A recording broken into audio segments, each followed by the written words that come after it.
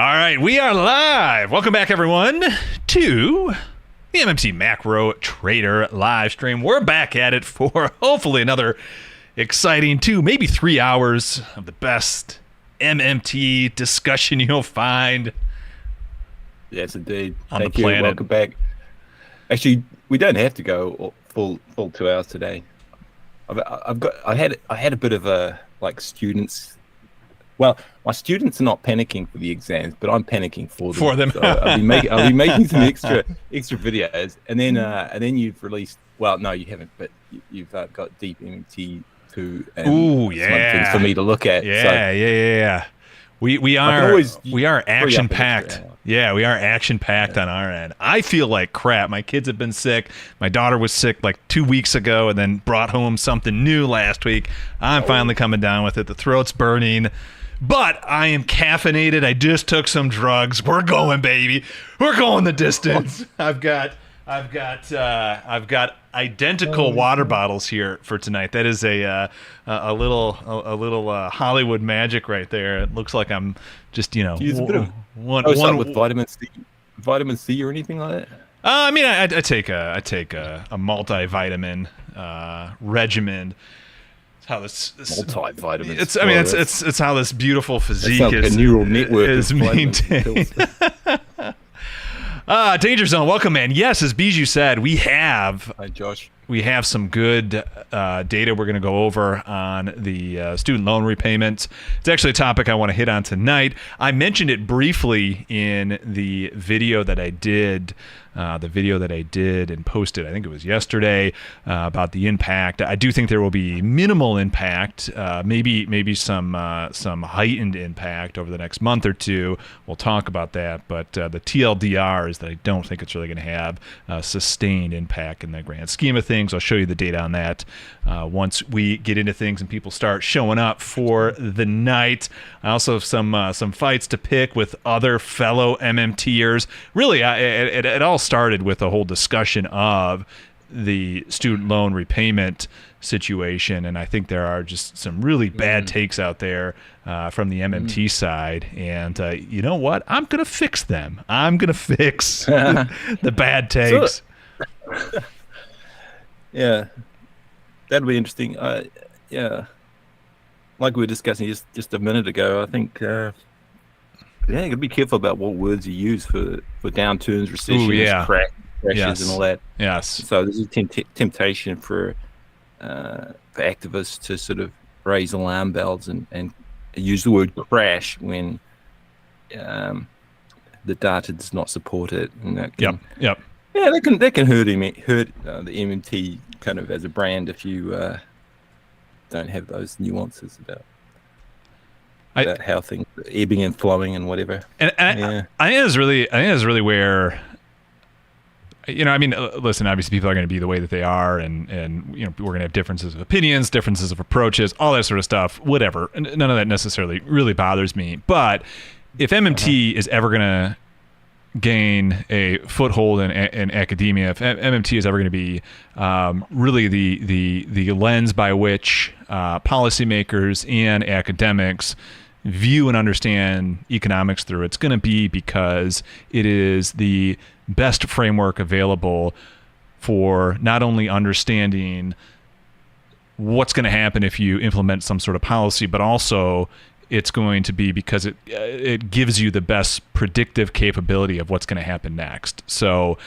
in other words, MMT is going to win when it's proven to be the most scientific approach to economics, which we know that it is, right? I mean, we've got the receipts, we're doing the work, we know it's there. We know both in theory, we know in theory it's there as well. Yeah. But it's macroeconomics, right? Macro, yeah. Yeah. So I mean but that's how it's going to win. That's how it's going to win. Like I said, I mean, like the instability in current systems is, supposed to be Minskian, and so it's upwards, and so it's when the debt climbs upwards. So if you're paying off student debt, it's more of a depressing effect, not a instability effect. That's how I would see it. But I'll be interested. Yeah, I'm interested to see what you. your data analytics says about it. Let's see, Brian. Yeah, Welcome, man. good topic. Thanks for dropping in. Hamel, it has been a while. I'm glad you are here. The next president should be an expert on MMT. I'll tell you what. All right, I tweeted this out. I watched Hamilton recently, and I've been on a bit of kind of an American history kick. One, the musical is just fun, right? It's a good musical. Set aside your politics. But I've been also doing a deep dive just in like historical politics, and it does Danger Zone. I know you've asked me to run for president a few times, and I'll tell you what. You might get your wish. It might have to be 12 years or so. I could see myself down the line dipping my toes into politics. If until then I don't blow my life up with some sort of cancelable offense. But I'll try and stay above reproach, to use the biblical phrase. I think if you keep it simple and keep it on an economic message and ignore a lot of the other rubbish, then you probably stand a good chance in American politics. But I don't think I stand a chance. It's all about the donors. It's like exactly. So you probably don't stand a chance at all. Well, that's why. Give me 12 years. Give me 12 years at my current pace. If I can end up coming in, I think if I can end up making my current pace. I'll be a billionaire in about 10 years at my current returns for this year. So just to be president. So then I'll just be able to just like, of course, Donald Trump is a billionaire, and he was able to fund, like, he never had to ask for any money from donors whatsoever. It's my understanding that he funded it all out of pocket, has not asked a dime from donors because he is so wealthy. And that's a joke. That's a joke. That's a joke, by the way. He's begging for money. Just don't pay anyone the bills. That's how you do it. All right. I guess we won't waste any time here. Let's go ahead and get into things. Let's go ahead and discuss some data. Again, just to kind of set the stage here, we won't mention any names. Names don't really matter per se, but the discussion of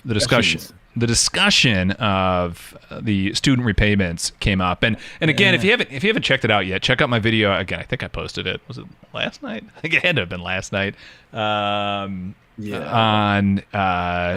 go.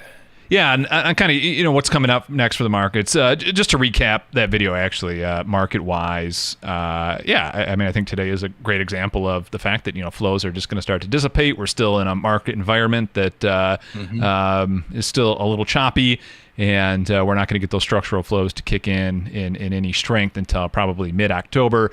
And then also, too, if you watch that video, as well that in October we're going to get kind of a surprise tax drain in October, and then you just have the government shutdown as well. But one of the things that I brought up is that the student loan repayment thing is starting up. For some reason, I thought it was September 1st in that video, but it's October 1st.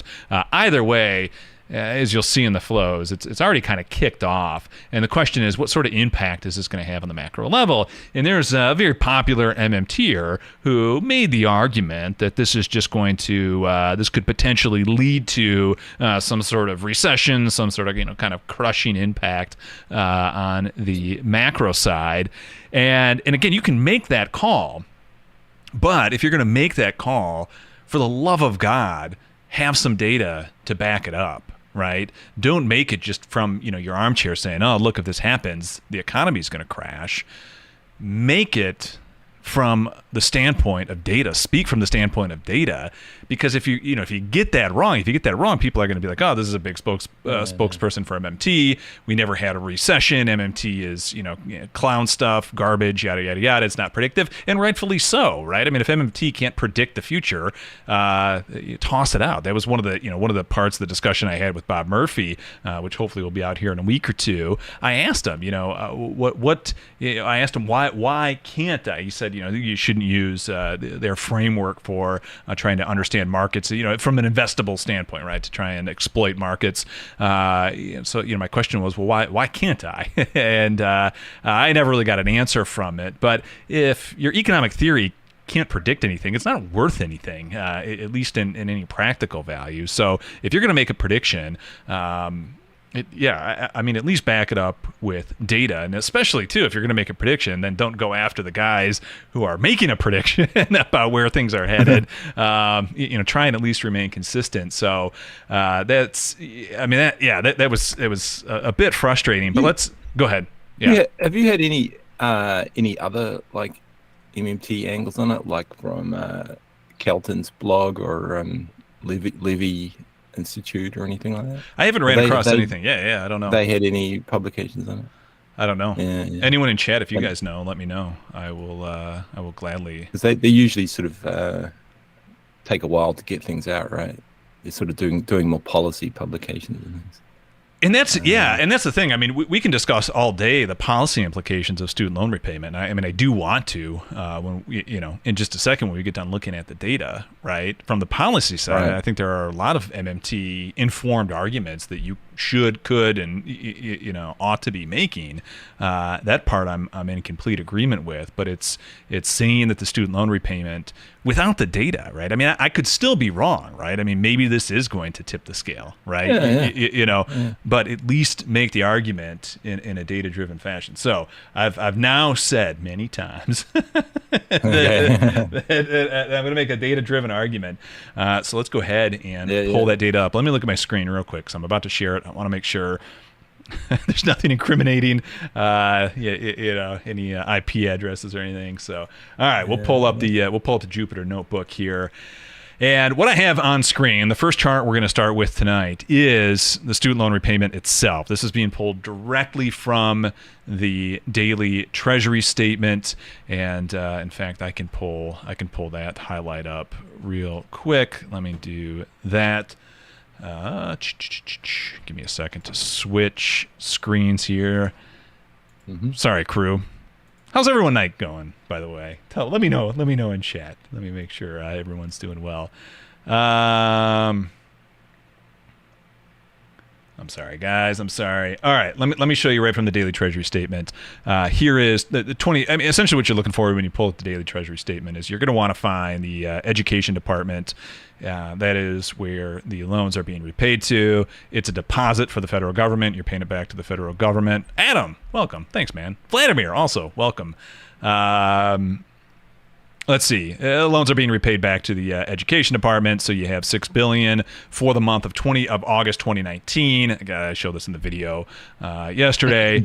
And then for 2023, we're back at it, right? We're back slightly above $6 billion again. And again, those payments are going to the Department of Education. So what I've done is created a monthly rolling average of the student loan repayment, about what's being, per month on average, what is being repaid, and you can see we're really starting to reaccelerate on average here. I mean, there's kind of nothing more to it.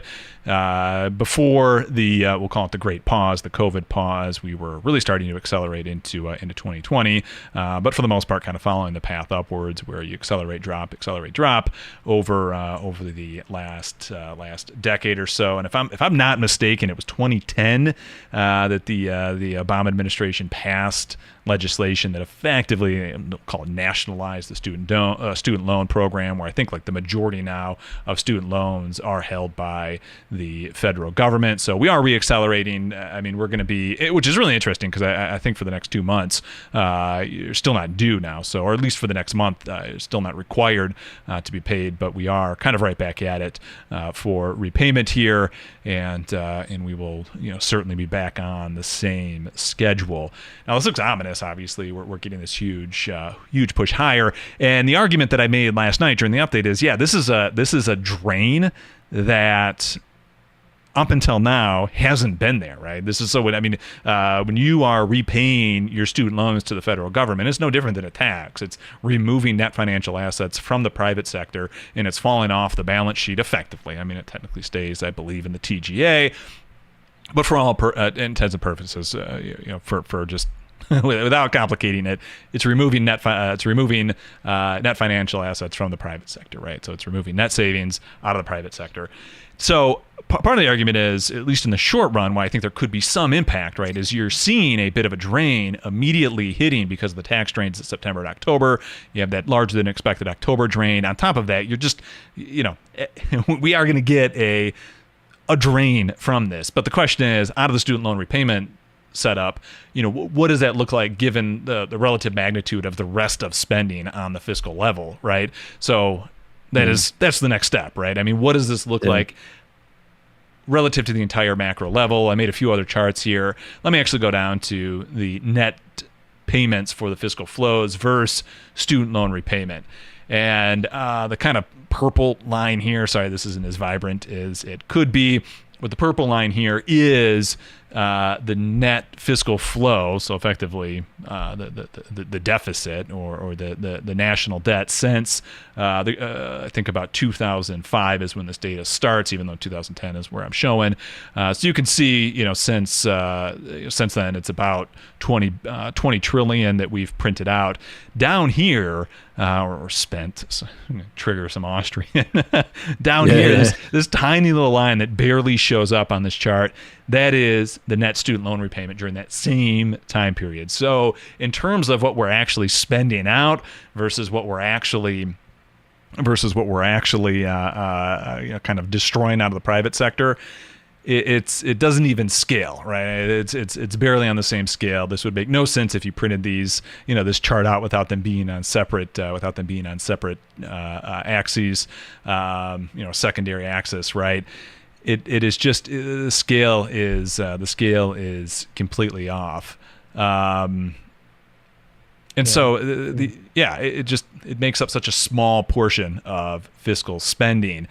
Then the next question is, or kind of the next point to be made here is, we know just in terms of the overall impact that it's a relatively small amount, but maybe right there would be, especially if you're looking at this kind of from maybe a nonlinear standpoint, right? Maybe there is a tipping point where it might get high enough where it'll affect enough people where that's just the tipping point, right? Whatever that ratio might be.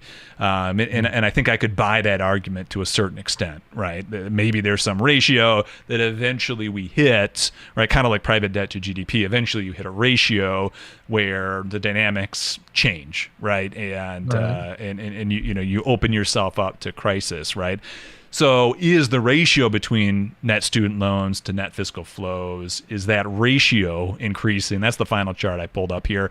And in fact, what you're seeing is no, that's not the case. And the reason for that is we are just seeing massive fiscal stimulus at this point because of the additional interest income from the higher interest rates. That ratio is just falling. So the macro impact here, maybe a year from now, maybe 2 years from now, might be felt, but the macro impact here is still going to be quite muted on the macro scale. And I just don't think you can point to the student debt repayment and on the macro level and say, this is going to cause a crisis on the macro level. On the micro level, on the individual level, we can absolutely talk about that. But on the macro level, I'm not seeing it. I don't really see it is that big of a deal. Again, on the individual level, let's go there now. Let's talk that through. But macro level, stop saying that this is going to cause some sort of major calamity here. You're going to get more. It's just going to get more into the weeds. Yeah. So the again, it also comes down to how you frame it and talk about it can be important to whether it is just a downturn or a deep recession or a total crash. Is at least three different ways of categorizing what could happen as a result of higher debt repayments. But it's like you could imagine. I'm going to have to talk now without data, but you're probably not going to like it. But push back. I mean, push back on a theoretical basis. If you have a little bit of that student debt, but that's compounding on other household debt, and other household expenses and some mortgage repayments and other debts that have been latent and then are going to mature. It's okay. So that could cause a little deeper recession than a naive macro model would predict, because the interest income channel. How does that get into paying off those student debts and other debts? How does it get down in there? Yeah. It can't all just be parents. Yeah. Kids This is good. This is a good question. I wish I had more time, because that was one of the other things that I wanted to pull up. And again, the he who will not be named, who was making the argument without data, was saying too that the additional interest income from the higher interest rates is only going to the rich, right?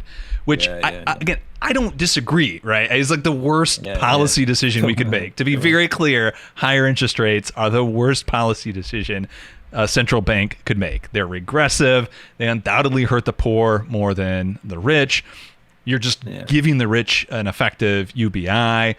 But for whatever reason, at the end of the day, we are seeing that we are in a trickle-down economic situation. Again, I'm not saying it's a good situation, but if you're going to make macro proclamations, right, like this is bad, it's going to lead to a crash. No, it's not. Don't do bad macro, I guess is what I'm trying to say. Don't do bad macro in the name of MMT, right? If you're going to do macro, get on someone who knows macro, right? Just get on your show, someone who actually knows macro, who knows how to do more than just complain about the current situation that we're in. We all agree it's not a good situation. We all complain, right? Right? Like no one's disagreeing there. Yeah. We all think things could be better.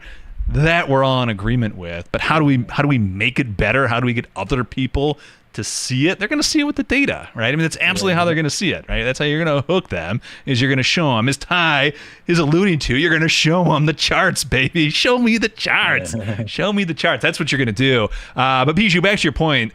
For whatever reason, and again, I mean, all the economic data that we're seeing is better than expected data, all the way from from retail sales to income. Hamel, this is exactly what I'm going to get at.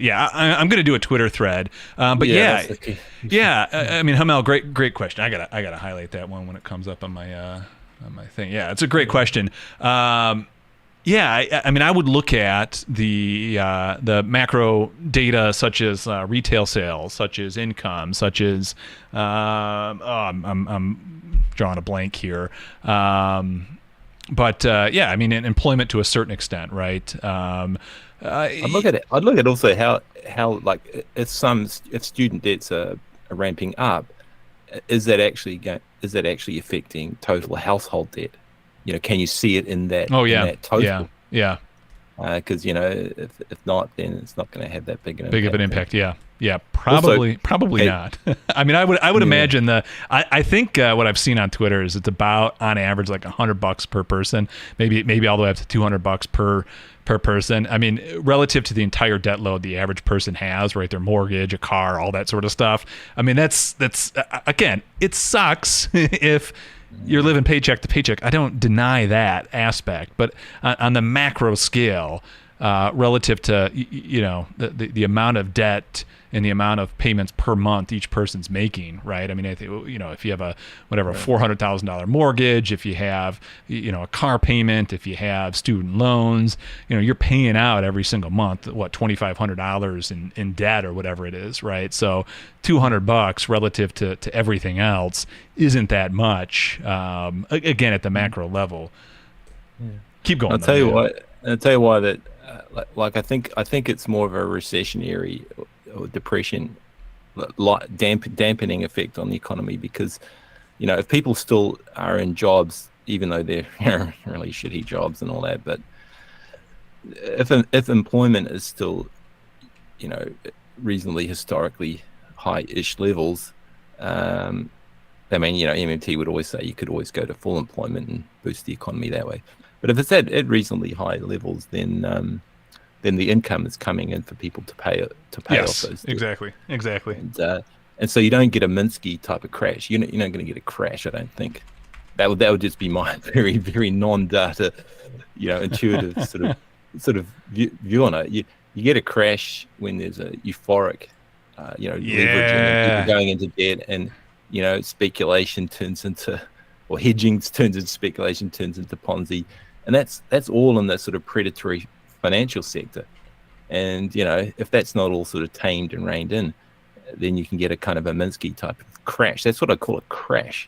Yes, that's what rings in my head when I hear crash. So I wouldn't want to be using the word crash in the current situation we're in now, because it's more of actually we're going to avoid a crash, because it's going to just be a dampening effect on all that sort of euphoria and carrying on and all that sort of thing. When you have to pay off debt, it's a certainty. So it's like, oh damn, I'm gonna have to cut back on my spending, But is that going to cause a whole rash of unemployment? Is the question. Is it going to trigger a huge wave of unemployment just because people are paying off more student debt and the tax drain? But the thing is, they're kind of predictable things. This is coming up. With the student loan is predictable. Is that? Well, it is now, isn't it? Yeah. I mean, okay. I don't know. I guess you could have the argument that no one knew when it was going to be turned when it was actually going to hit. It's a bit of an uncertainty. One of the things too that I do want to, a lot of people, and Ty, thanks for bringing this up to Steve. But it's interesting that at least the maybe I'm the one that's having issue connecting the dots here. But going back to your point regarding, I'm going to try and pull up the Fred data here. Yeah, Vladimir. That's right. Bank deposits. One of the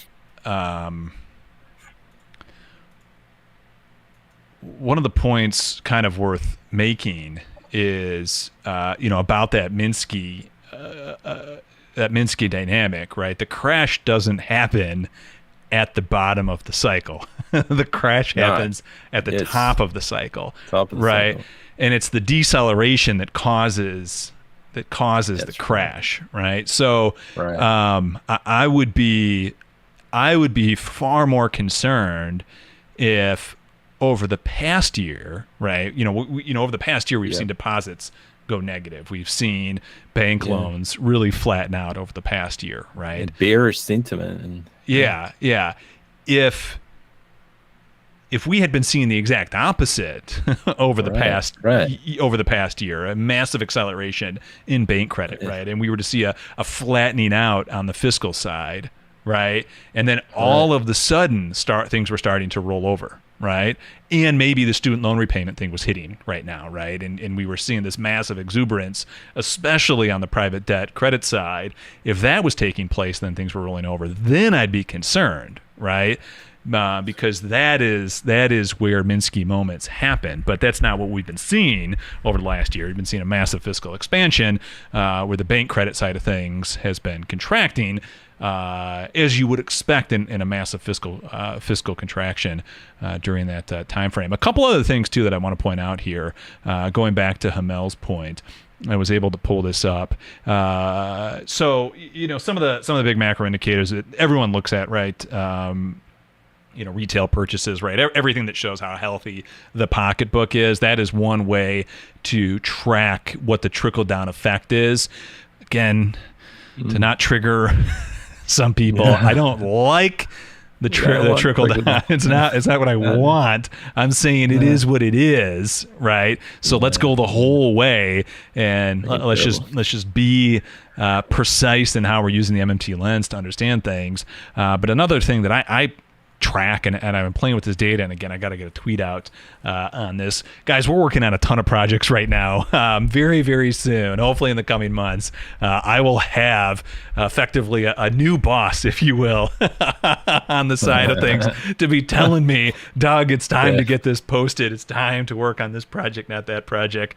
We're trying to get that in place so we can start getting some of the research we've been doing out to the masses. But one of the data sets that I have been working with is the reservation wage in the job offer and in wage expectations. data to show, hopefully to show there's some correlation here between higher interest rates. Unfortunately, it only goes back to 2014. So the data that we have that's reliable it doesn't go back too far. But when I start seeing things like reservation wages tick up, when I start seeing things like job offer wage expectations go up, right? In other words, what people are expecting their payment or their wages to be, and then also how much is it going to be to take the next job. Those are the sort of things that I'm looking at beginning to accelerate or continuing to accelerate over the last year since interest rates have started to tick up, that are telling me, my argument going all the way back to when interest rates started kicking up to begin with is that this money is going to the additional interest income is going to bondholders, in proportion to how much dollars they have in bonds, but that doesn't mean that people aren't going to ask for it, right? Like, it doesn't mean that people aren't going to say, hey, I'm going to go elsewhere if you're unwilling to pay me a higher wage. And I think that's exactly what we're seeing. And that's exactly why the employment picture is still looking relatively strong, maybe mixed bag on the employment side, but nothing collapsing at this point. And it is simply because, the wealthy who are, own the corporations, have the money to give out, they're able to offer a higher income because the income's there. And that's the biggest piece, right? If all of a sudden, and this is why I think if interest rates were to drop to zero tomorrow, we'd see a recession, right? Is because the demand for the higher income would still be there, right? The upward cycle, the instability continues to push upwards, right? We've already, once this thing takes off, the only thing that's bringing it back down is gravity, if you will, right? It's going to crash, but that upward push is still happening, but the income's just not there, right? And that is when you get to the danger zone. So I see the trickle-down effect continuing to occur across the board. And again, I don't want it to be that way, but that's exactly how it's happening. And again, I think we're only going to be able to demonstrate to the MMT skeptics that we've got it right? In other words, we know that the economy is going to, just kick along, and based on a lot of macro measurements that for whatever reason people think are important, it's going to look good, but we know it's not because we know how it's happening. I mean, it's happening in the most regressive way possible with this kind of trickle-down economic nonsense that's taking place, and as measured by Main Street or mainstream economic measures, the economy doesn't look that bad, and I mean that's just kind of the way that it is. But let's call a spade, so to speak, and make our predictions data driven. All right, I'm going to shut up, Bijou. Yeah, no, don't shut up. This sounds like a very fair summary. So, hey, Susan, Eurojaro mentioned the unemployment, which is just what I touched on quickly before. That is a big problem for households, and so the thing is, how does it turn into a kind of recessionary crash type of dynamic? And if there's still trickle down, and I think probably you could say people who've left the labor force, there's sort of a absorbing barrier there that probably seen the worst of that. And so it's just going to be sort of carry on for now with this regressive kind of policy of a weird way of stimulating the economy from the top down instead of the bottom up. And the thing about that is that I mean like if they want to drop interest rates and sort of, because their thinking would be, that will stimulate more growth, and we'll get inflation back up to if inflation that happens to drop off, then you need an increase in government spending to support what would be then backdated or historical debt repayments, but now without the extra interest income trickling down to fill it up. So it's all a kind of a bit of a mess, you'd have to say, at the moment. I think it is a bit of a mess. And the thing is weird. The other weird thing is that it's not really fragile. But it's not totally robust either, because certain policy decisions, that's a good way to put it. Government shutdowns, that could all of a sudden cause a bit of a spiral down within unemployment.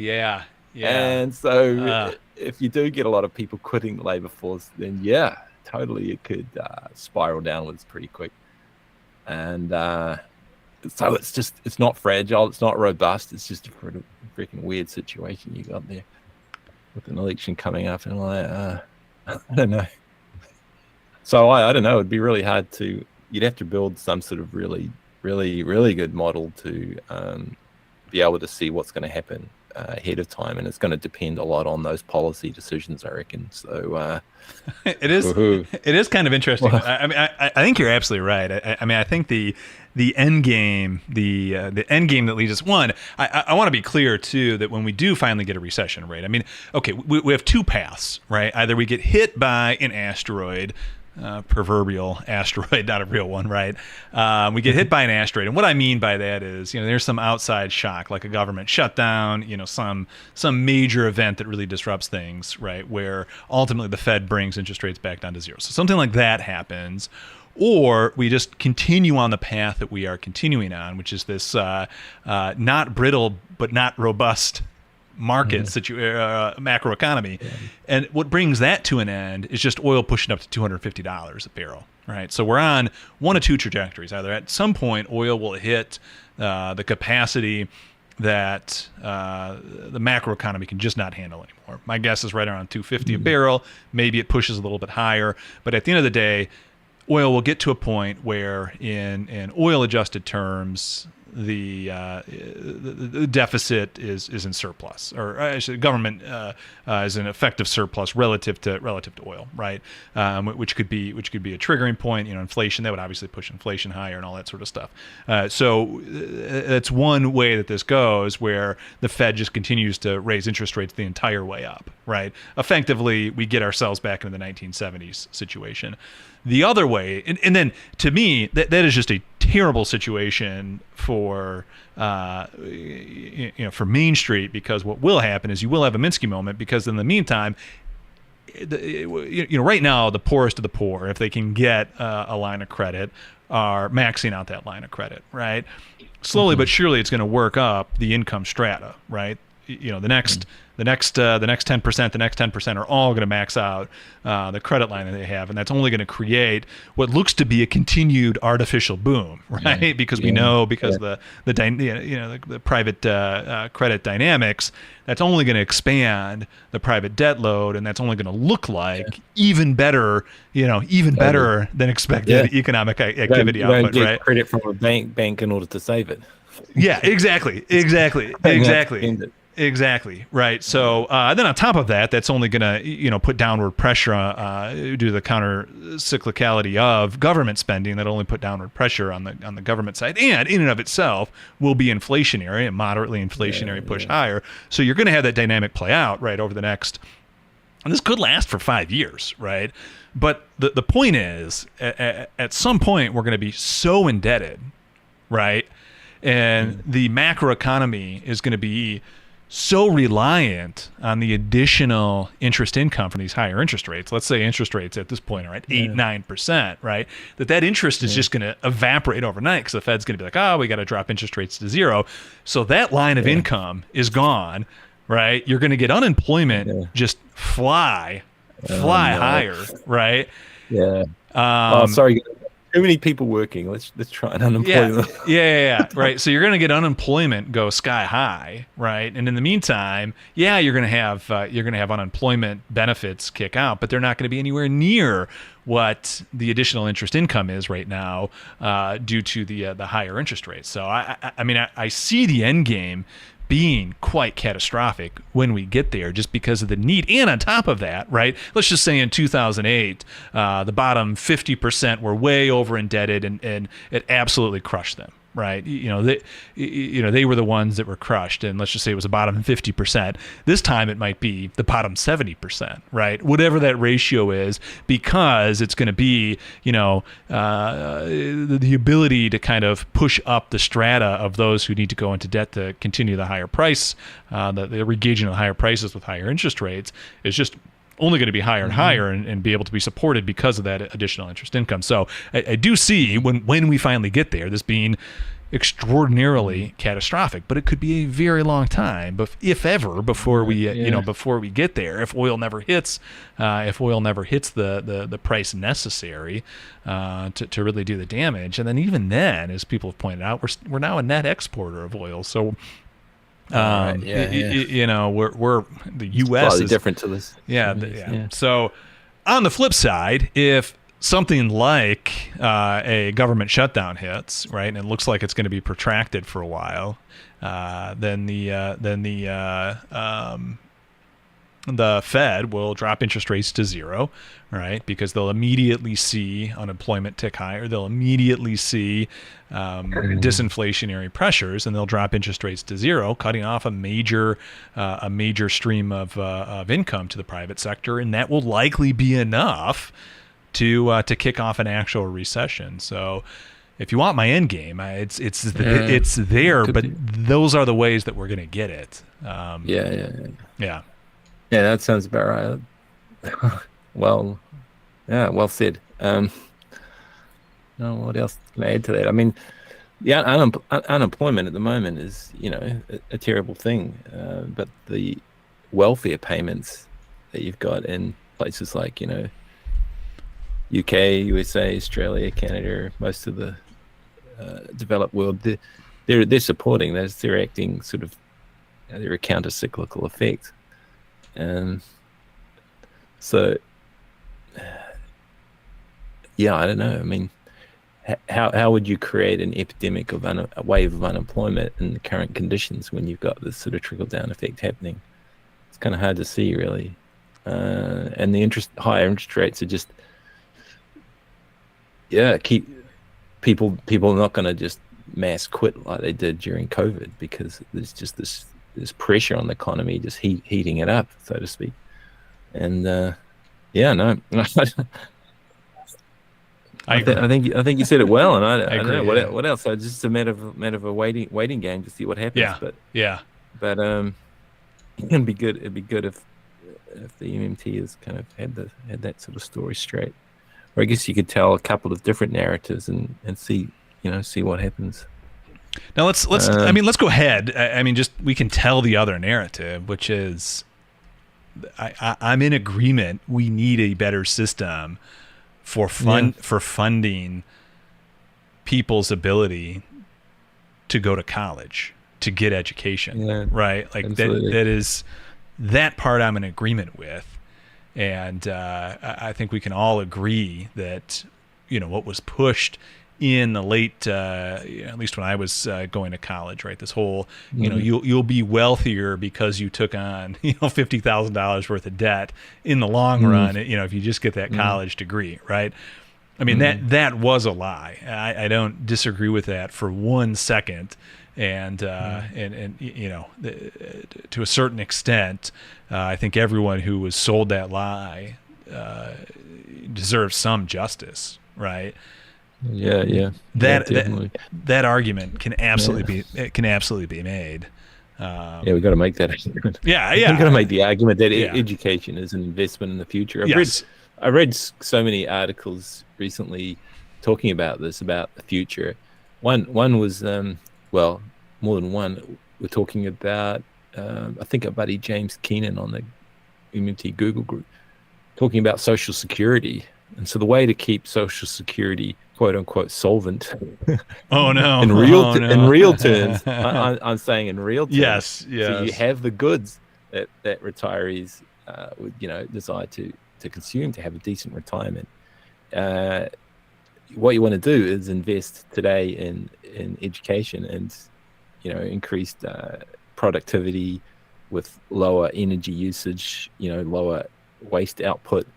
And you want to do all that good stuff today so that retirees, that's the real savings. Yes. Is investing in real production. Yep. You don't need any money for that. You just need to pay the workers, and that can come out of, the government can always pay for getting the infrastructure done and all that sort of thing. And like a good free public education system is part of that. Now, how do you reject people from the education system that you don't have the resources to train and teach? and so the model is, well, just make the cost really high. So that's Yeah. that's a really terrible idea, because it just means that people who can afford to go to college will go to college, and those who can't, Yep. they might be much smarter people. Yeah, and able to. Well, exactly. you can't make a judgment that wealthy people are smarter, and so they're the ones that should go to college, and the poor people are dumber, so they shouldn't go to college. That's just the whole mindset at the moment. Well, that's how it plays out, and so it's just a terrible kind of system in all sorts of ways.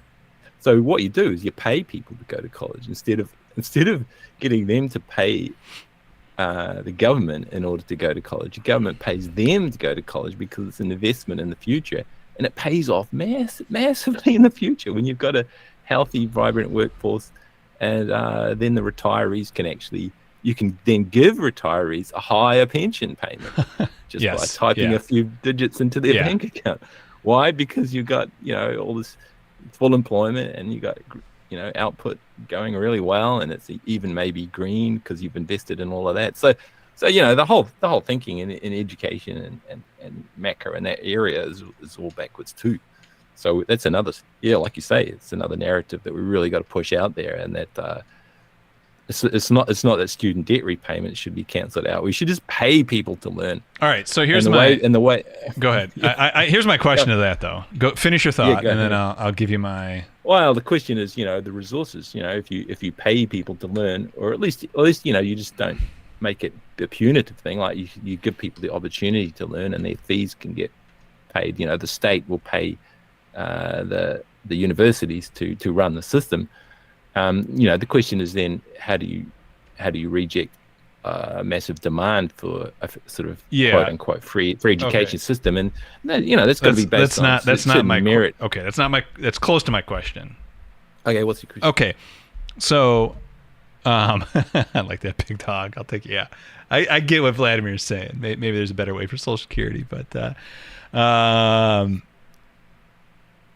here's my question with education though, is that there's only going to be so many quality teachers, right, that can actually teach, right? That's right. That's the point. Yeah. 1,000 of them, right, in our make believe land, right? Yep. And there are going to be, let's say, 10,000 students. No, let's say 50,000, 100,000, whatever the ratio is, right? Right, that we're going to want, the best students are going to want the best teachers. Right. And to me, I think it makes sense. Maybe it doesn't, but I think it makes sense that, we want the best teachers, or at least the highest level teachers, to teach the highest level students, right? So, not necessarily. Okay, but it doesn't quite work that way. Okay, if I need to learn some really high-end calculus for deep learning, right? There's only going to be, in our little world of 100 teachers, there's only going to be 5 of them that are capable of teaching that. Maybe even 1 or 2 of them. Really, bad assumptions, false premises there. You think you think there are in our. You think that the full population of teachers is capable of teaching at a level for each of the students? No, like I said, you'd still have to reject people you don't want people turning up to university who have no interest in university. I'm not talking about that. I'm not talking about that. I'm saying right. I'm saying you've got the smartest, you've got the highest IQ people, right? Who are really they're gonna solve tomorrow's problems today, right? Okay, no, wait. And they're at the ability where they can learn, understand, and then apply some very esoteric stuff, right? Whether it be in the math field, whether it be in biology, the sciences, whatever it might be, right? But there are only so many teachers, facilitators that can even teach at that level, right? That can even engage. No, you don't think so, really? No, totally not.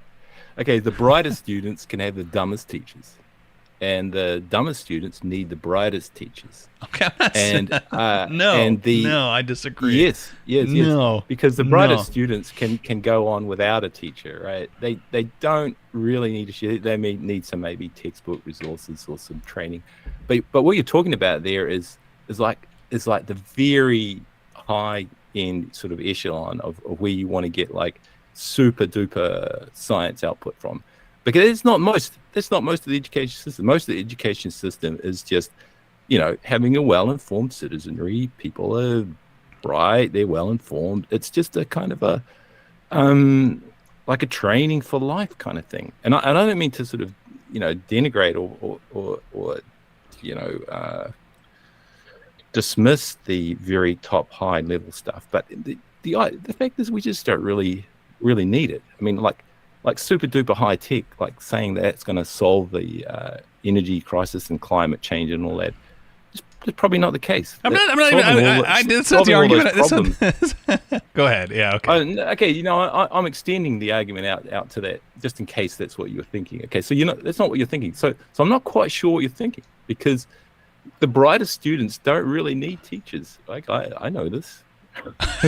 I didn't need too many teachers. I just go off and do my own thing. What I needed was just some resources, some books. These days, of course, a computer to do that with. So they don't even need. So you're saying they don't even need the infrastructure, the college infrastructure at all, right? They can just figure it out. I'm going to disagree here. I'm going to disagree here. I think those who are going to be able to best utilize the resources should have access to those resources. Right, but to the best resources. Teachers are not the only resource there. So yeah, if you want to make a decent education system, the best teachers go with the dumbest students. It's just obvious. You don't want to create a split. You don't want to sort of amplify the bright students in a way that you don't need to, because they just don't need a bright student. Doesn't need the brightest teacher. They think they do. Okay, everyone thinks they do. But you look at Harvard, Yale, and all those elite colleges, the students there are bloody miserable. I tell you, they get anxiety. And I'm not talking about the students that are at Harvard and Yale. I'm talking about the ones that are actually the highest, that will turn out to actually be the highest achievers. Yeah, that's what I'm saying. That the high achieving students go to those elite universities where they're all getting the best teachers, the best lecturers, and it's all very high. But they have some of the worst, the biggest rates of depression, because they're in this hugely. It's a competitive environment. Even if you don't want it to be competitive, it just ends up being very competitive. And the university students that do really well, go to and are very happy, right? They come out with good, mental health. This is my argument. This is kind of my argument. It's not the technical STEM training that's really important.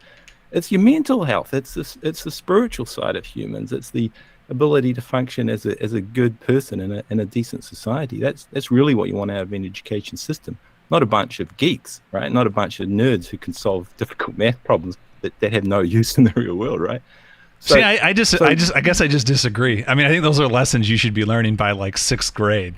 And if we're gonna the STEM stuff, if we're gonna have a higher education system, the point that that's going to be more than just chilling in college for 4 years, right? Well, that's not what I mean. You know what I mean. You can have a lot of technical education. I mean, let's face it. There's a lot of people that just shouldn't be going to college, right? I mean, let me rephrase that. There's a lot of people where the college experience isn't giving them all that much in terms of additional applicable skills, right? I mean, right. So right. That's the thing. That's the original point, right? It's you want to filter out those. Okay, let me ask you this. Your favorite. I agree with that. Okay. Your favorite mathematician is, or your favorite physics guy is Susskind, right? Lenny Susskind. Okay. Yeah. You have the opportunity to study underneath him, right? Yeah. Do you take that opportunity, or do you want him to go? Yes, of course I do, because I'm a dummy. Okay, or do you go? I'm a geek. I'm a geek who thinks that's my point. Is so important. That's my point exactly. But right? Any of us do not need that. I do not. Any of us would take the opportunity to go learn underneath whoever our guru is, right? Yeah. Well, when I was younger, I would have. Yeah. Right, and that's. I don't need to. That's my point. I mean, granted, there are hundreds, thousands of different fields that have different gurus and experts, right? And if we're going to push, they do a lot of free on. They publish the lectures online for free. But I think I disagree here. I think I'm just gonna disagree that I want. If I'm going to be, if I'm going to teach the next generation of, if I decide to go into teaching, I'm going to teach the next generation of econ finance MMTers, right? Give me the best crop, right? Give me the best students, right? Or maybe I'm a bad example. Maybe I haven't proven myself yet, right? But if Warren Mosler is teaching the class, make sure it's the best and brightest that are able to learn from him, right? Yeah, that's what everyone wants. Yeah, the best teachers want the bright students. I know this, right? I'm a teacher. And I think that's a good thing. You're trying to tell me that's a bad thing, though. It's a bad thing. That we should be sending Warren to go teach second period at if they want to learn at City High. Motivated. Yes, kind of. That's my extremist argument. I know it's extreme. I know it's a bit trolling, I disagree. But you want to have everyone sort of knowledgeable and educated. You don't want to just create this sort of educated elite, right? You want a more egalitarian society. Now, I'm not saying that. No, I think you do want an educated elite. Now, that doesn't mean that that doesn't mean that economically it's not egalitarian. Economically, we all have an equitable, but I don't. I mean, I think the cream rises to the top, right? The bright students will always get to the top. In the Macho Man Randy Savage, the cream always rises to the top. They don't need to have like Mosler teaching them, right? They could have Mosler's stuff is all accessible, right? And if they want, it's tricky, like because the way the world will play out is just the way you want it to. And it's not going to play out the way I'm saying. But I'm just saying it's a better system if you put in resources to lift up the poorest, and it's not going to hurt the bright students. Okay, listen, I got to hold on. I'm not talking. Let me get some phrasing here right. Okay. Being the smartest person does not necessarily mean you're a great teacher, right? A great teacher has so many skills that just the smartest people don't necessarily have. Now, when you get the mix of that, right? Who's the one that you really like? That's I think he's Feynman, right? Like he's a bit of an asshole, but he's a funny guy. Yeah, I mean, but you get the connect, right? I mean, sometimes you do just get both at the same time. Feynman's a good example. No, doesn't work because he. Well, maybe. I mean, I don't know who the best science. But my point is, there's a big difference between, truly leaders in the field that we then want the next crop to be learning under, right? I mean, I'll tell you what. If I could set with two people right now, is teachers, right? If I could set with two people right now that are teachers, it would be someone like Rowan Gray and Nathan Tankus, right? Because I think they are the minds today that I see that are able to understand things and think things through in ways that no one else is that I can see, right? Obviously, I would love to sit with Mosler, but I'm saying who's going to be the next generation, right? So if these guys are teachers, right, and I'm sure there are other names, but those are two that just pop to mind. Those are the ones that if I've got a kid that is good with math, is good with data science, I want that kid to be matched with the best minds, so they can fully utilize, the genius that they have and see it all the way to fruition, right? That doesn't necessarily mean that those examples are the best teachers per se, right? They could be mediocre teachers, but they are the ones who've pushed the deepest into the theory that then needs to be extrapolated onto the next level. If they're off teaching entry-level courses because that's where they need to be, then we're only going to stunt the growth of that special kid that can make it. That's my argument. Okay, I wouldn't put highly qualified experts into entry level courses. That's what I'm saying. I'm saying use of good teachers is a good teacher should be teaching the lower level students. But experts are different, as you just said, right? They don't have to be great teachers; they just have to be experts. That's where the students who really want the sort of cutting edge knowledge will go to. But the thing is, you can't stop them. The students who want the cutting edge knowledge will find the cutting edge experts. Okay. Now we're back to the point. Good. Yeah. Keep going if you want to finish that point, but okay, that's about right. Okay, that's about right. The public education is a slightly different thing, though, right? You're educating a mass of people, and you're trying to get teachers.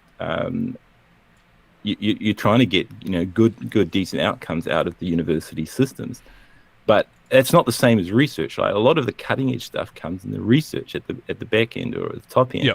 Yeah. Whereas just you're getting your basic degrees, your qualifications, your trade certificates, and your other stuff is a matter of allocating resources in a way that gets the outcomes you want. And so that's where you can actually have a sort of more of a system like what I'm thinking of. I mean, like I say, I don't know how to do it because everything's geared in the opposite direction towards the way you want it to do. No, whereas I think, it's not geared towards. That's the problem. It's not geared. We don't match the brightest students with the best teachers. We match the wealthiest students with the best teachers. Oh yeah. Okay, that's not what I want. Yeah, that's what we started off on. Yeah. That's what we agree on. So yeah. So yes. So my question is, though, outside of a free market approach, which we currently have, right? How do we make sure, right? What's the fairest way to make sure that we're getting the best students with the best teachers? And I'm not saying like the worst students deserve, Trunbull or whatever her name was in Matilda or whatever, right? Like I'm not saying. I'm saying we should just have, and we should generally have good teachers, right, that are capable of teaching. But how do we, it's Big Dog and I are on the same page here. Okay, so how, no, it's not. It's not a question of saddling them and burning them out. You're talking there about the primary school sort of system, and that, and in that case, you should maybe give teachers a little bit of freedom, but it's a kind of like a nasty sort of framing to have it like there's bad students and there's good students. The point, if you read Alfie, go and read Alfie Cohen's stuff again, because the point of a public education system is I think different to what a lot of people think it is, because we've been indoctrinated, sort of enculturated to think of it in a certain way. Whereas a learning environment is a generous, warm, happy environment, right? Not what you get in a lot of public schools these days. That's the problem. If you create a learning environment, a genuine, happy learning environment, then all the evidence shows that the teachers are just guiding students. They're perfect. It's not a saddling situation. You're not saddling. I'm good with that. I'm good with that. At like more homeschooling. Crying out loud. I'm good. I'm good with that. I'm talking. I mean, I'm at this point. I guess I am personally arguing higher education. After the first 2 years of college, after the first 2 years of college, right? But by then, after that, if you're not doing, this is going to come out. Listen, I'm all for college, but if you're not doing something that's going to advance your field in some way, whatever that is, after maybe 2-3 years of college, that might just be a waste of resources at that point. Yes, you want some sort of systems in place for that, and using the monetary system, not the system that does that. So but here's okay. This is why we finally get here. So my kind of devil's advocate approach here is going to be something to the extent of we have limited resources when it comes to exceptional teachers that are going to help each out of the, I mean, let's just think of, 1,000 fields that we would all want as a society to be pressed forward, right? But you're thinking of a myth, the exceptional teacher. It's like there's these particular teachers who are like these mythical, exceptional, amazing teachers. Well, but someone's got to be the expert teacher that is able to communicate where that field is at and what needs to be pressed forward. About the really high, like postdoc end, that kind of thing. I base this discussion more on just the average student who's lumped with student debt. They don't need to be. And the way we handle the resource problem, that we've got finite, teachers and finite university resources, is to have other filters. So you have like entrance qualifications and requirements and other social indicated things, like someone's coming from a disadvantaged background. They might have more points in the system. So you have some sort of scientific, I hate to use the word scientific, that might trigger some people, but I really do think that's a good use of some sort of social science. You have a bit of a scientific system for filtering people out, and if you don't, it's a tough thing because it's a bit of a bureaucracy. It's not like you have some benevolent education czar who is reading all these letters and figuring out where the students are eligible. You got to have some sort of system to it because you got a massive society. We're not talking about a village of 1,000 people, right? So your system, you can't get around the sort of scientific sort of systematization of it. And I think there you and I would have some very common ground on figuring that all out, right? It's a finite resources problem, and you got to have some filters and some means, and how rich the student's family is and how much they donate to the university's fund is not the way. I agree. I agree with that. I agree with that. I agree with that. I think and you are an exceptional teacher. Don't let anyone tell you there's this myth about these great teachers. You're an exceptional teacher. So yeah, I don't disagree. No. I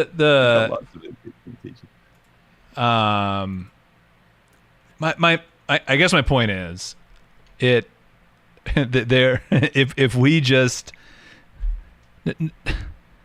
there are only so many teachers that can be matched with so many students to make it work right. Yeah. Right. I wouldn't use the matching thing. It doesn't need to be matched. Well, whatever. But at the end of the day, we are. I mean, but at the end of the day, if we're going to take it out of, if we're going to take it out of, it's more about where you live. The free market. What teaching you get is a function of where you live. You get what I'm saying. You get. Yeah. You get what I mean. I mean, at the end of the day, you're going to take some entrance exam that's going to say, and you're going to say, I want to do X, Y, Z, right? English literature or something really boring, right? Let's get it out of fields that we right, we enjoy. And there's some, and you're going to have a very high, you score highly on this entrance exam, right? And then there's, only so many teachers in your area and the colleges that are going to match with you that you could possibly go to, right? There is going to, you're going to have to match the student with the teacher at some point, right? And what I'm saying is there's two ways you can do this, right? You can do this through, kind of a bureaucratic, government watched situation, right, where they just run the entrance exams and say, this is how we're going to do it, this is the merit system that we're going to use or whatever, and this is how we're going to distribute those resources. Or you can do it solely based on wealth. And I think we can absolutely all agree that the version based on wealth is going to give you suboptimal outcome, right? And then that's the other thing too. I mean, that's why I think you've got to eventually match the smartest with the smartest, because the outcome you want is that kid solving the big issue, right? Okay. I would say it really depends on the level. Like at university, you don't even have to really think about it much, because you do just get the student has a choice, right? They're choosing a subject, and whatever university they qualify for, they're going to get an expert teacher in that. And I think I'm maybe making a slightly different argument for lower school, for high school, primary school, where being a citizen, educating to be a good citizen, and learning how to learn is really the focus. And on that, you're only, it's not a question of matching a great student to great teachers. Yeah, that's where a good teacher is very well spent with the lower level students, as long as like I said, the environment for learning is set up to be right. That's what the focus needs to be on. Correct. 100%. It's a happy, safe, like a homely type of environment, and everyone can thrive there. And you're not saddling a great teacher with poor students, because it's just a beautiful sort of happy place. That's the vision for education that we should have. That's totally lacking in our politics, in our discourse. But yeah. But by the time you get to college, the goal changes. Your goal changes, but you're self-selecting, right, at that point. Yeah, so it's not really. You're gonna find it. I didn't have to have Lenny Susskind as my physics teacher. No, but you would have chosen him over anyone else. Well, maybe I wouldn't have. Maybe I wouldn't. No, you would have. You would have. I mean, just like give me the opportunity to go back in a time machine if Warren Moser was teaching in 2005 or whatever. Yeah. I'm finding that scholarship to study at Stanford. So, I wouldn't have that choice. If I had the choice, if I had 2 scholarships, right, one for Caltech, the one for Stanford, then maybe I would have chosen Stanford because of Lenny. But you're talking about fictional worlds there. You don't have that sort of choice. But you self-select. You get some decent lecturers because you chose the subject of physics, or you chose that English literature subject, and your lecturer might not be like the greatest researcher in the world, but they're gonna be okay. And these days with the internet, we just have massive access to all of these other world exports, like you say with MMT, Tankus and Gray. You can go and read their papers, and don't have to sit in a class with them necessarily to learn from them. So at that point, it's almost like self-selection. So it's not that's just, that whole problem is kind of doesn't really exist. It's more about whether you're considered by the university's systems to be a good investment, for the future. And that's where probably it's more about giving out more scholarships and paying people to learn, because learning at that high level is very hard work. So it's like, I don't want to come out the end of that with a debt. Thanks. It'd be nice to have at least no debt for it. Like you just get your fees paid and all that sort of thing, or college or board or tuition and that sort of thing. Yeah. So that part I'm going to agree. Then you're humming along, right? Then you're humming along. I think the big point I wanted to make is it's very easy to say pay people to learn, that sort of thing, right? Not very easy, right? I mean, I'm willing to buy that argument, right?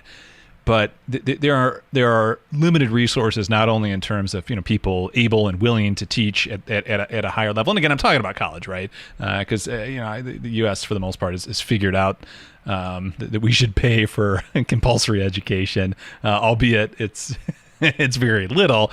We should still, it's still a bill that should be picked up by society. You're paying people in real terms, in a sense. It's like you're investing with them. Yeah, when I say pay people to learn, I'm obviously like trolling a little bit there. It's like I'm just trying to switch the whole mindset from user pays education to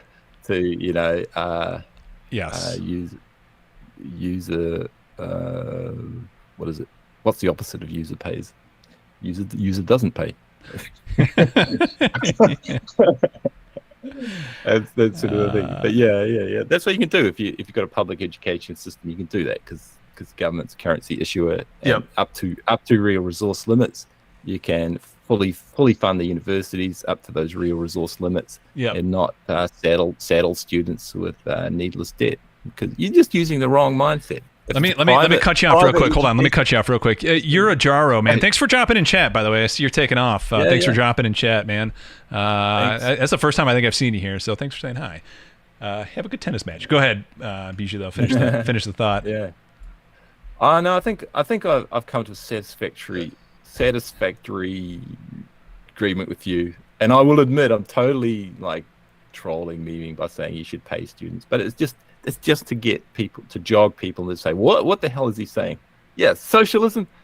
And I'm like, well, I'm just trying to trigger you into thinking a different way about education. That really is an investment. Really is an investment. Yep.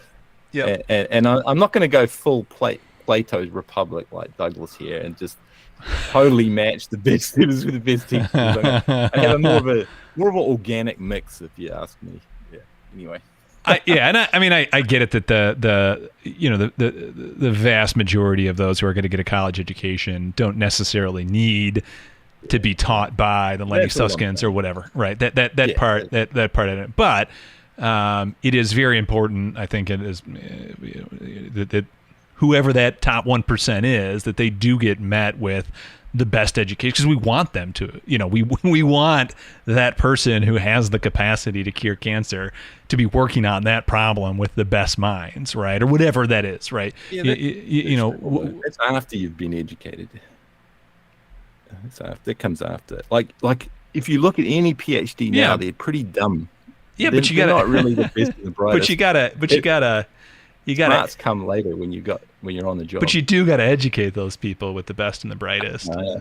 Really, they have to have access to the best and the brightest. Yes, exactly. And then how is that access granted or denied? Well, the best and the brightest write a lot of books, I can tell you.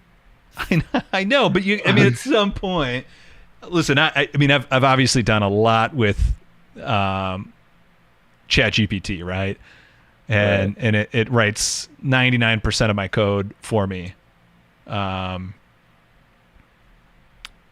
But at the end of the day, I got to talk to Bijou, right? Like, I need access to someone that is far superior than me, right? Yeah, but I'm not exceptional. That's what I'm saying. It's like, okay, I'm just saying, extrapolate that up a couple levels. You need, okay, right? I mean, at some, I just don't think you need to be. I think you're being as extreme as me. When I say, pay people to learn, and you say put the best with the brightest, blah blah blah. That is a bit of an extreme situation because you just don't need it. But I disagree. In a way, the best students will find the best teachers, and the best teachers, it's like, and like you said it yourself. The best teachers are not the best experts always, or the best experts are not always the best teachers. So what is that sort of medium? What's that sort of in between where students who need a good teacher because they're not very good at learning should have a good teacher? Yeah, a good teacher at helping people students who are really good at learning don't need a good teacher. They need an expert. Mm-hmm. They will tend to find their expert, whether it's a book or through MIT and Stanford and all those. They publish their lectures now for free. And so the whole problem about resourcing higher education has massively changed thanks to the internet. And so the real resource question has changed a lot from just lecture. Where do we get good lecturers from? And it's not so much a matching situation now. It's more of a I think the management situation in higher education has just changed a lot thanks to the internet and availability of free books and all sorts of things like that. Anyway. Yeah. Right on. That was fun. We got Chad was popping off there too. So guys, Chad, I was trying to track. I saw a few things come up. I apologize. Your questions come up. You want to go back up, scroll back up a bit? Yeah. There were some questions. I know Nora went like off-topic question. Sorry, does the Fed themselves pay interest on reserves, and is that offset by the asset on their balance sheet elsewhere? The Fed does pay interest on reserves. I don't know if someone answered this, and then it eventually gets reconciled by the by the Treasury paying them. Yeah. If so, why doesn't the Treasury not pay deposits directly? Yeah. So eventually they hand the bill off to the Treasury to pay. And so far, I think the Treasury's just doing it. I don't think they're caring. Douglas, teach Bijou how to take the baton. Inside money. So yeah. To answer your question, yes, they do, and it is a completely backwards system, but that's how it works. Not backwards. I mean, it's just I guess how they've gotten around it. Yeah, inside money. Did you see anything else question-wise that came up? That was fun though. That was a fun debate. Hopefully, chat enjoyed that. Yeah.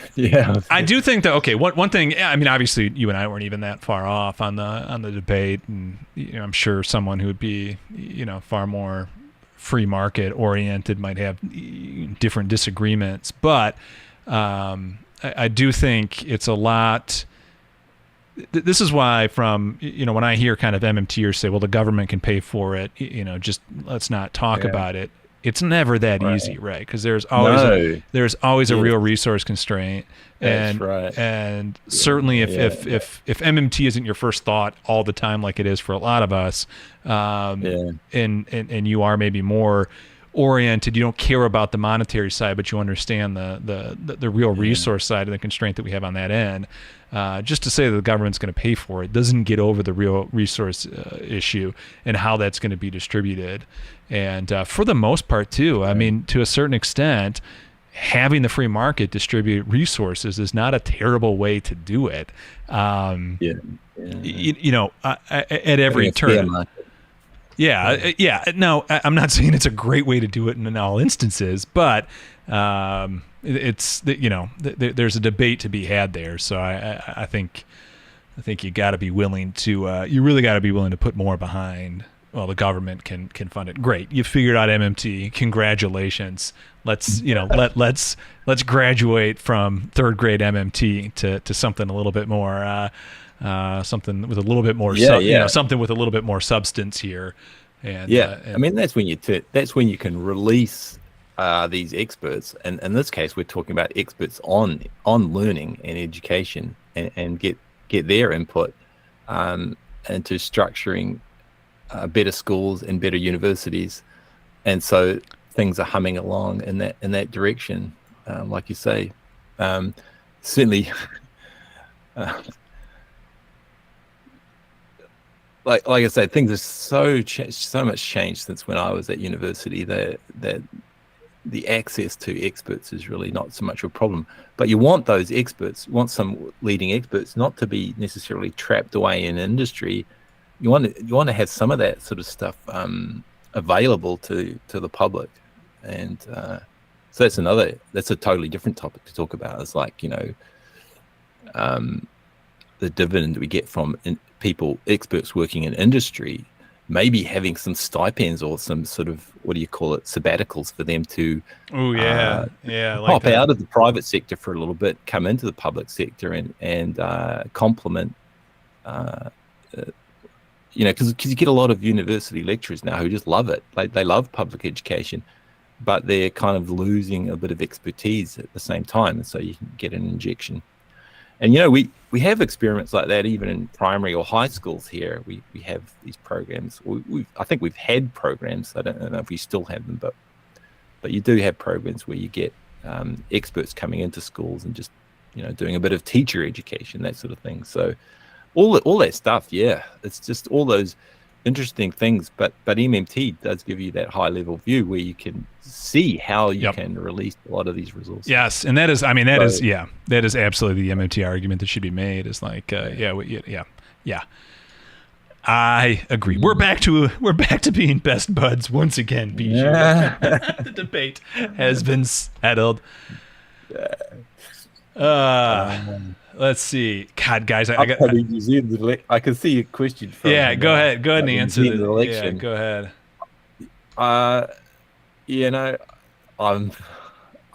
I don't know what to think about it. I think the Labour Party have been kind of going more in the direction of UK Labour Party or the USA Democrats, and just talking about cutting the government budget, reducing the deficit.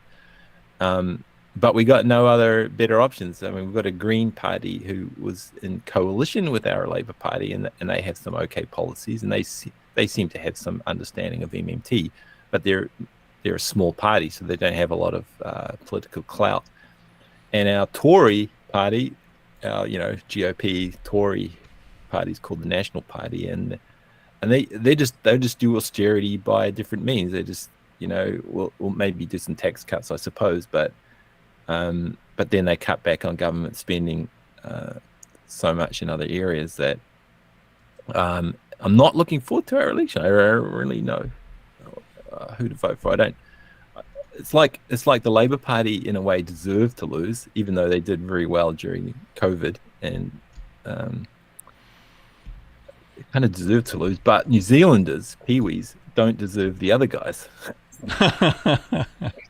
It's just New Zealand's not this great little country down here where we play rugby and it's just heaven. We suffer from neoliberalism the same as all you guys do. So it's pretty dismal. Speaking of New Zealand, I know you love the Lord of the Rings movies. Yeah. Yeah. Where did that come up?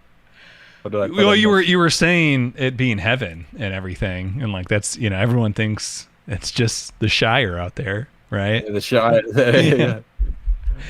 Yeah. I've been rewatching them a long time ago. This is capitalism at its worst, right?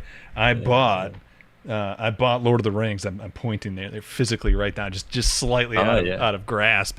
In 4K on 4K disc to rewatch the entire director's cut. Oh wow! Like 4 years ago, and I'm finally getting around to it. Wow! Well, get some popcorn. What a waste of resources. You're not going to tell me? Yeah. just don't tell me you're going to do that by yourself at night with your popcorn.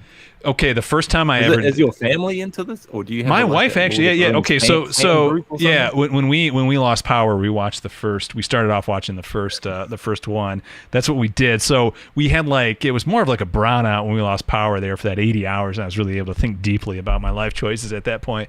We had one outlet that was pulling like 10 watts or something like that, and so we hooked up a really cheap TV and DVD player to it and watched it. But now I'm going to finish it in stunning 4K. And it will be by myself. All by myself. Oh, no. You can. That's my problem these days, is getting a family kind of movie time like in the old days. We can't agree on things. There's very few things we agree on. I tried to get my family watching the Canadian sci-fi TV series, The Expanse. Yeah. Because I read all the books and they were really cool and I loved it. But, they watched the first one. It's too scary. It's too kind of, they were freaking out about with the proto-molecule stuff and all that. And, I guess the last thing we watched kind of as a family might have been some of the Star Wars things. Oh, yeah, those are good movies.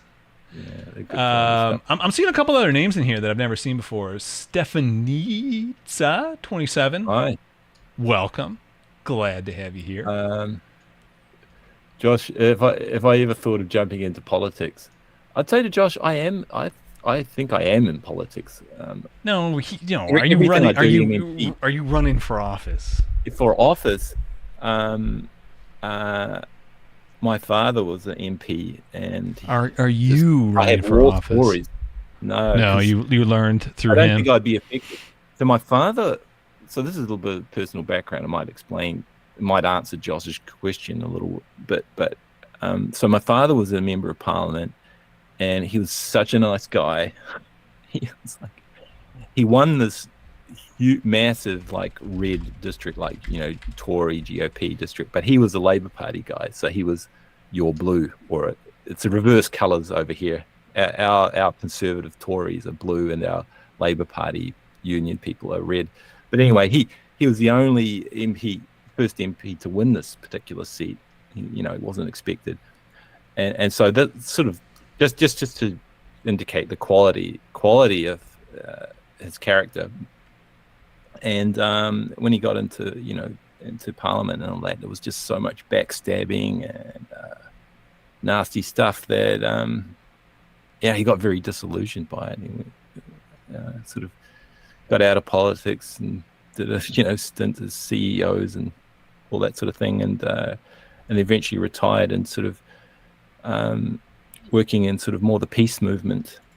And so that's the kind of trajectory that I would imagine I would go on. Get into politics, all bright-eyed. What is it? Your famous movie Mr. Smith Goes to Washington or something like that. But in our case, it wouldn't sort of end well, right? It'd be like just okay. The problem here is that if good people get rejected out of politics, how do we get good people into politics? It's like, so I would say I would like to work in the background, encouraging really good people to get into politics who are able to do that. And I'm not able to do that because I'm just way too sensitive. I tend to take people at their word.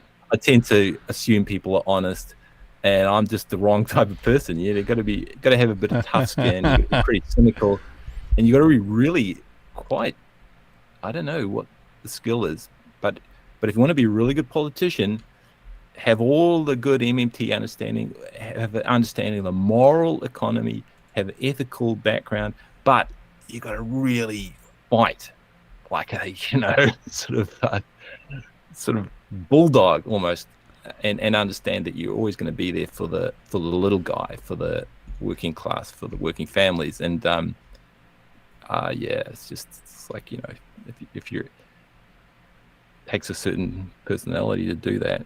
So I consider MMT to be my politics, and so I'm definitely into politics. But I can't imagine running for office. I'd just get crushed by the whole experience, I imagine. I didn't want to personalize that question too much, but I thought that general comment, because I think there's a lot of people like me and Josh and Jesus and others who would love to have the ideal that we could run for politics and make a difference. But in fact, the way we can all make a difference in society is in a different way, by doing politics in the community, and trying to encourage other people who have that tough skin and have that really fighter ability to get into politics and get into office, and really back them and not just leave them alone, because they need support from the rest of us in the community. And that way you can do very effective politics, even if you don't have a tough skin and you don't have that sort of bulldog attitude. And I want to shout out to Vladimir, who's still in the chat, by the way. It was a couple of weeks ago, he mentioned, I mentioned how you want to do more local democracy, and so people have a sort of a chance to participate. And Vladimir pops into the chat. He says, I remember this. He said, yeah, but I don't want to be doing that sort of thing. I'm kind of like, And so I wanted to come back and agree with that at some point and say, yeah, the idea of having more distributed democracy is that you have less to do, not that you have more to do. So if you sort of spread the workload out and all that, and so being active in your community is part of one way to do that. And so if I do any workshops on MMT, or any like teaching on teaching MMT to people, I consider that to be politics. It's just the art of government, right? And I consider this, when Douglas gives me this microphone, I consider that a bit of politics. But, I do agree with Bijou that I think to make an effective politician, you do need some like sociopathic tendencies, right? Like I want to say yes and no. I want to say you need to be a bulldog. Yeah. So you need to. What's weird is like you need to lack empathy for other individuals in politics. Hold on. Oh, no. Let me finish. You need to lack empathy for other individuals in politics, but you need to understand that you have to have empathy for society. Yeah, good. Right. You need someone who is essentially a sociopath, but has figured out that it's still the right thing for society to implement certain economic or political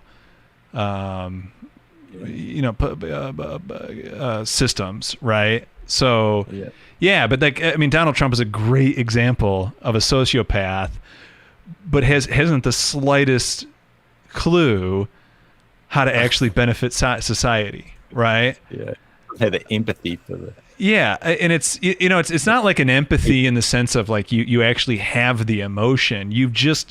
you've kind of coldly calculated that this is what needs to be done, right? And you're just going to do it because in your mind it just has to be done. I mean that's why in New Zealand we do have the ones who don't cold hard calculate it, but warm heart calculate it as well. So it depends on your country, your system. I think you're right for the USA, right? Washington D.C. No, I think every politician who makes it to the top that's effective has these tendencies and doesn't give one emotional damn. That's not quite true in New Zealand. We have some good people. Like I said, my dad. Yeah, but didn't you say he struggled in? Yeah. They struggle. Yeah. So under the current system, you have to be pretty cold hard about it, and just going to be really smart. A couple of other questions came up. I'm just looking up. Hold on. I'm just looking up the definition, right, of a sociopath. They have to have impulsive behavior. They have to be willing to attempt to control others with threats or aggression. They have to use intelligence, charm, and charisma to manipulate others. They don't learn from mistakes or punishments. Lie for personal gain. Showing tendency to. You know what, guys? I'm running for president, baby. I think I've got it. All my kind-hearted bulldogs. So no sociopath. I've got the right calculus.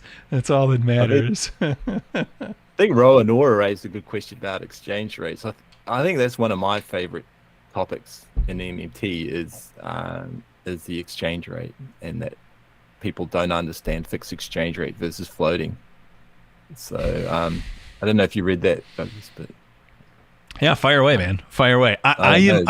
I'm not sure about that. I am feeling worse by the minute. By the way, like I am feeling whatever it is that is besetting me. Come on, right now. So we're gonna. I'm gonna call a pretty hard stop at 10, guys, because I am I can feel the fever start. Yeah. Okay. But let's talk. Let's talk interest rates and fixed exchange rates. I don't. Is it fair? I see. Okay, is it fair to say exchange rates are missing from MMT analysis? I think it's the exact opposite. I think MMT is the only ones who get the exchange rates right. If you're a Mosler, right, or follow Bill Mitchell. Yeah, I think we had a few discussions. Yeah. Go ahead. Dive a little more into this, but is it political structure of an economy, not just something MMT can look at. At least from Mosler's point of view, in my mind, he is MMT. I realize not every MMTer is very happy with that. But he started out his whole endeavor. So you know how what do they call that in evolution when two organisms evolved the same, convergent evolution, right? There was kind of a convergent development of MMT, both by like Randall Wray and Bill Mitchell from like an academic standpoint. Right. And then Mosler, I think even before they were figuring it out, was figuring it out from a finance standpoint. But he was realizing that effectively all finance prior to kind of applied economics as finance, I'll call it, prior to him was developing their theories, structure, and framework from a fixed exchange rate standpoint, right? And he was understanding that given a floating exchange rate, there are certain dynamics that are at play. Primarily, there's nothing inhibiting a country that has full sovereign control. Again, that's three things to have full sovereign control. Thing number one, you collect taxes in your own currency. Number two, you don't peg your currency to anything else. And then number three, you don't issue debt in any other currency that you're on the hook for. If a country fits those three categories, they are, what we would just kind of call at that point a sovereign nation for a currency standpoint, and they would fit under a floating exchange. That when you finally hit that dynamic, that changes a lot of the way you process what it looks like for them to issue bonds, right? Bond issuance then becomes just a reserve drain, right? Because when the government spends, that's creating reserves for the private sector. The private sector will want to put those reserves in some sort of financial vehicle. The government can offer that up for them, right? So I mean, that is it's interest rate maintenance, like you say. Yeah, you don't need to issue the bonds anymore. No, because you're not worried about your exchange rate. It'll float. Yeah, you're worried about your real terms of trade. So all the policy decisions can be much more laser focused, and you get a bigger policy space when you're on a floating exchange rate. So yeah, MMT totally understands that. And yeah, go ahead. I'm sorry. Yeah. That is the key. I mean, well, that's one of the key things that MMT says. You want to have a floating exchange rate, and then you have a wider policy space domestically, and you can always make adjustments domestically to make sure distribution of real resources in your economy is done in a fair way to maximize, to get full employment and price stability. But you see, an interesting follow-up comment is the political structure of an economy just not something MMT can look at? I don't know, man. I think it's kind of the other way around. It's like MMT. Okay, this is what I tried to get Douglas to do next time he goes on Bob Murphy or Adam and Sitch or wherever. Is when you get asked what is MMT, just go straight to the Mosler. Okay, MMT is understanding that the currency is a simple public monopoly, and all of the consequences thereof. And so when you got that definition of MMT is all about the policy. It's massively focused on politics more than any other school of economics. I think because MMT absorbed post-Keynesian economics, and the post-Keynesians were also very heavily focused on institutions and politics, and that MMT has just inherited that. So that's why you get Nathan Tankers and Rowan Gray always talking about politics. It's one of their main focuses is the legal aspects of the monetary system. Does that make sense, Doug? Yeah, I'm in agreement. Yeah. I'm in agreement there. To be honest, that's the side. I mean, although it's really interesting to me, it's also the side that's it kind of least applies specifically to what I'm doing, but I'd love to dive into it more. Yeah. No, I understand that, but that's a huge part of MMT.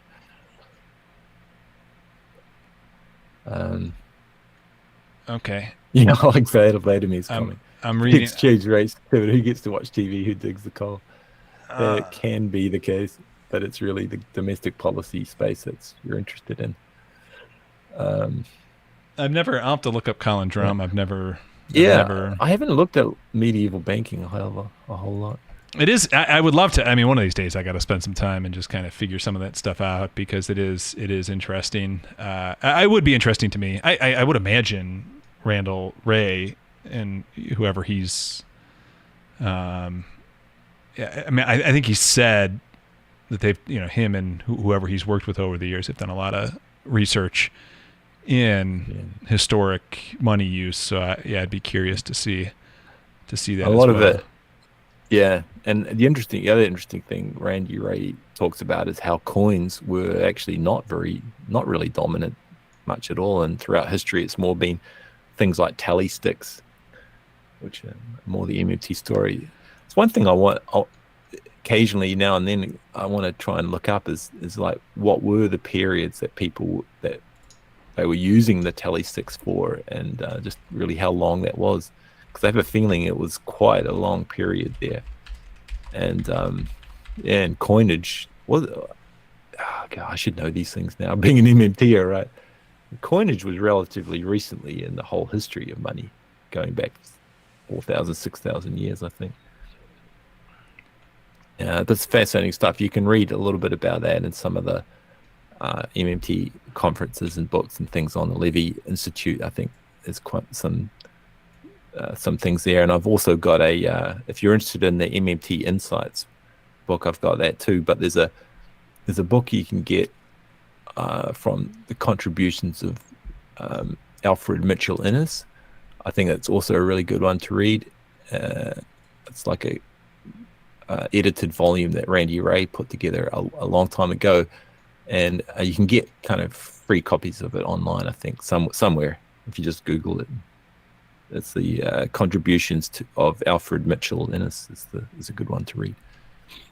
It's got a article by Michael Hudson also on the history of debt and debt jubilees and that kind of thing, which is a bit related to the I guess pre-medieval era.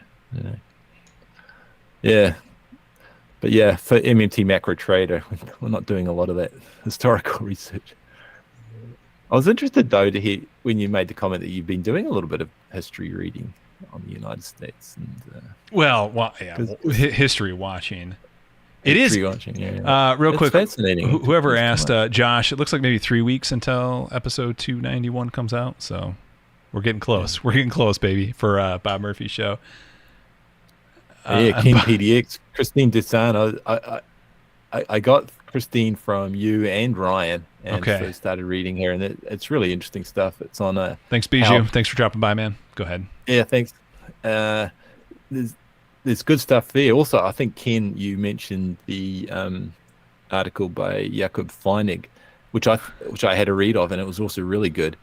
And you put those two together, and it's like you have a really good way of understanding that the Mosler situation, where the tax man is the guy with the machine gun at the door. It's like the coerciveness of the tax-driven currency is a bit of a sort of a harsh way of putting it all, and there's actually a lot more to design of monetary systems and legal aspects that you make it not so coercive. You could be more gentle about how you tell the tax story, although it's a lot more nuanced, so a lot more reading. And so I don't know,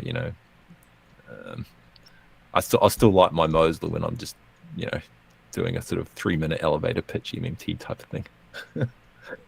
I get past the machine gun. Anything else coming up there, Douglas? You got Big Dog trying to get me to take some magnesium citrate to feel better. Stick to the citrus. Yeah. No, magnesium citrate makes you. It's what they used to give you before colonoscopies. I know. I'm talking about the citrus and the vitamin C. You probably want to stick to that. I mean, if it's a virus, I think I'm just screwed no matter what I do. Yeah. Roranora, it's bourbon. Yeah. It's something I want to push into. Let me just put at the very least, when you have something like, when you have no matter what, even if you have a country that is some sort of country, we'll call it whatever, that is taxing gold, right? That is taxing a real resource from its citizens to somehow use to pay for hard currency. To pay for provision in itself, right? Even if you have that situation, you're still going to have an IOU system that gets created on the private sector side, right? And that can kind of grow and expand. And slowly but surely, even if it goes that way, a country will switch over to an IOU system itself, right? A debt-based money system itself from just a pure hard currency, right? Because it has to, or it's just not going to survive as a nation state, whatever you want to call it, nation state civilization that's going to be provision itself, right? It's just not possible. And my argument would be you can have a barter system that extends. We'll just call it that, right? A barter system, but it is always and everywhere separate from a monetary system, right? An IOU system. Those are two separate things. One doesn't eventually turn into the other. It's just it's a political decision if you want one or the other, right? And they are different systems that can be put into place. So even if it turns out historically that the first system was a barter system, right? A barter system doesn't necessarily evolve into an IOU system. There's separate systems that you can choose to go with. Depending on how you want to provision yourself as a country, and then ultimately. Yeah. Yeah. If you want to be maximally inefficient, use a barter system. Yeah, but they are, because when I at least insofar as I've engaged with Austrians who are like really really want to go back to a barter system, right? There's nothing stopping you. Here's the nice thing for the Austrians. There's nothing stopping them from going back and creating a barter system here and now, right? It can run in parallel because the IOU system will always be superior and will always, it'll always be where things take place. So there's nothing stopping you from creating a barter, a bank of barter. I mean, well, it end up be like some of those Fin bros on some of those channels, right? It's like to be like, oh yeah, okay, we decided to use some IOUs, but it's not MMT. Yeah, we realize this doesn't work. So, but yeah, one of these days I need to. The value story is missing the political structure between issue. Let's say, all right, yeah, keep writing that out and. I don't know. If you're on Twitter, send me something to watch that's kind of explaining what it is that you're getting at, and I'll give it a look because it is interesting to me. What's interesting about exchange rates? Okay, I tell you, like floating exchange rates, it kind of works pretty well internationally if everyone does it. When you got situations like the EU and the Germans and all that, who are still thinking mercantilist and so they're suppressing their domestic wages and trying to boost exports, then that's where it kind of all breaks down, because you're imposing these fixed exchange rates or quasi-fixed exchange rates, if you like, and when you impose that stuff, it's an artificial constraint. And what do you think? What do you think a free market guy or someone who's, well, I like to say fair markets, what would they say to that? They'd say, that's not going to be very efficient. You need to have some sort of flexibility. And so you realize fixed exchange rates are artificially constraining you. So then you go to, variable or managed or flexible exchange rate. And then you realize that's still a constraint. And so you eventually end up at floating exchange rates. It's where you're going to end up. But internationally, yes, there are trade parity problems. But I would say, I'm just going to put this out there, I'm going to say that most of those are not from having floating exchange rates. They're from power, political power, soft power, exercise of soft power, smaller countries getting screwed over by big countries, and a whole lot of other false political psychology, like all these African countries and South American countries being quote unquote forced to borrow from the IMF in US dollars that they don't need to do if they had floating exchange rates. And it's just a lot of false psychology there that's driving a lot of international disparities, and it's massive, right? The resource extraction from Africa is just truly massive. Should have been the wealth of the people of Africa to enjoy, not Monsanto or British Oil or the US companies and corporates and all that sort of thing. So those are huge political problems. They're not to do. There's really much to do at all with having a floating exchange rate or even a fixed exchange rate. Big dog. I only saw the headlines briefly. I didn't look into it about the yuan crashing relative to the dollar. Let me actually see that. Yeah, specifically the yuan I haven't looked a ton into. It's supposed to be pegged, right? I know there. I've never looked all that much into the structure of the Chinese economy. The Chinese economy. I know they're having a ton of issues right now with their banking sector, and they dropped interest rates to zero. I don't. The yuan is not pegged. Okay. Anyway, I'll take a look at it. I'll take a look at it for next week, big dog. All right, we're running close to 10 o'clock. I gotta call it a night, guys. Hopefully by next week I'm fully charged, baby. Back at it. This is a fast. I would have hardly noticed if I didn't come on here. I think the drugs are wearing off. I think the drugs and the caffeine are faltering. And then like Bijou said, I've got work for Bijou this week. We got done the first bit here of Deep MMT2. He's checking it out, making sure it's running good, and or not running good, but making sure I haven't missed any important steps. So we've got stuff we're working on, and we'll be rolling out soon. So with that in mind, Bijou, right, I'm gonna hand it off to you to do the outro. Oh yeah. Oh damn. Are you prepared for an outro? Do I have to do the outro this week? No, because we went on that huge discussion, right? On, about education and all that. I forgot mentioning one thing, which was this little fake debate that Nathan Tankers had. I call it fake debate because he was saying, debate is good, but he was just really writing a thing against Mark Lavoie, or as I like to call him, the economist with too many vowels at the end of his name, on